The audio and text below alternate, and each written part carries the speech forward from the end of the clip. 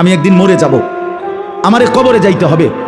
কবর থেকে একদিন আমাকে হাসরের ময়দানে বিচারের জন্য দাঁড় করানো হবে।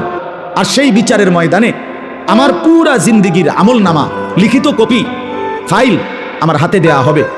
সেই আমল নামা নিয়ে আমাকে দুইটা কাজ করতে হবে।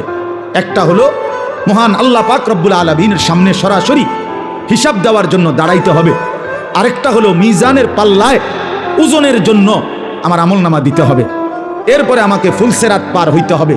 এরপরে আমাকে অনন্তকালের চূড়ান্ত গন্তব্য জান্নাত কিংবা জাহান্নামে পৌঁছতে হবে।